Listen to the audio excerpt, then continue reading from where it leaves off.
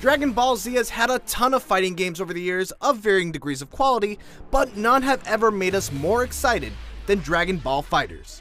Visually, it's pretty easy to see why, but there's more to this game than meets the eye, which is why I'm here to break down the 7 things you need to know about Dragon Ball FighterZ. First off, let's talk about the combat system of the game. As this is an Arc System Works title, the controls are very similar to those of Guilty Gear, BlazBlue, and Persona 4 Arena. It's a 4-button combat system, with light, medium, and heavy attacks, and then the 4th button is used for projectiles. Because it just wouldn't be a Dragon Ball fighting game if you couldn't do this. As is the recent trend in fighting games, newcomers can mash the light attack button for a quick and easy combo, but doing so will only get you so far, as you'll be missing out on the big damage to be had when you combine normal attacks, launchers, special moves, and super moves. Unique to Dragon Ball FighterZ is the addition of a homing attack that allows players to quickly dash towards an opponent with the touch of a button to either initiate a combo or pursue them after a launcher for an air combo. Needless to say, air combos are going to be a huge part of the gameplay in Dragon Ball FighterZ. And of course, you've got your super meter, which governs your usage of super moves and other special abilities. It can be charged in the standard fighting game fashion of simply beating an opponent up or getting beat up yourself, but it can also be charged in the true Dragon Ball Z way of screaming at the top of your lungs. You've also got what are known as Dragon Rushes, which are essentially throws and can get through a blocking enemy's guard.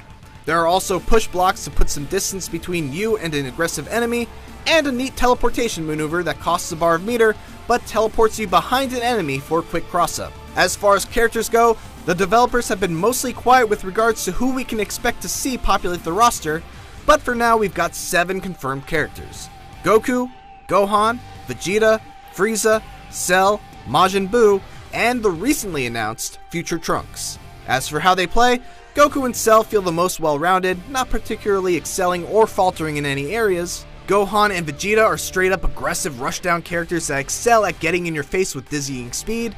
Frieza is especially good from a distance with a bunch of long-range attacks, and Buu is a comparatively slow-moving powerhouse.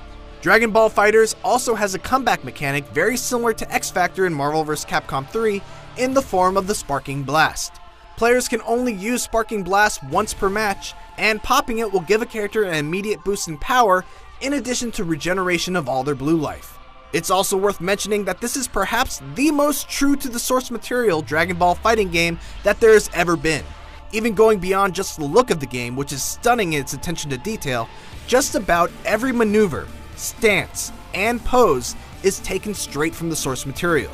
Next up, taking a page out of Marvel vs. Capcom's book, Dragon Ball FighterZ is a 3-on-3 fighting game with all the depth and complexities that go along with it. Assists can be called down with a press of the left trigger and bumper, tags can be done by holding the buttons down, and you can even do delayed hyper combos by inputting the command of your teammate's super and pressing the assist button during the active character's super. As you would imagine, any character that has been tagged out will slowly regenerate their health, making it important to manage your character's health bars while also taking care not to recklessly tag in when your opponent is able to punish it. Basically, this will all seem super familiar to anyone who's played any of the Marvel vs. Capcom games, but so far, it seems like Dragon Ball FighterZ is doing a great job of adapting the 3v3 style and putting a Dragon Ball Z spin on it.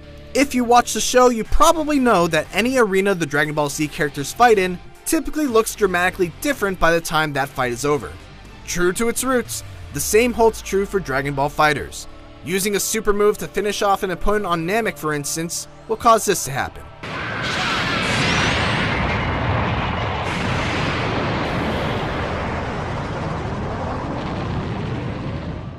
Better hurry up, Namek's about to blow up in 5 minutes. And that's about everything we know at the moment about Dragon Ball FighterZ. The game is currently set to be released in early 2018, and a closed beta will hit at the end of the summer. In the meantime, you can watch our interview with Tomoko Hiroki, producer on the game, and our own Joe Scrubble's thoughts on what he played at E3 right here.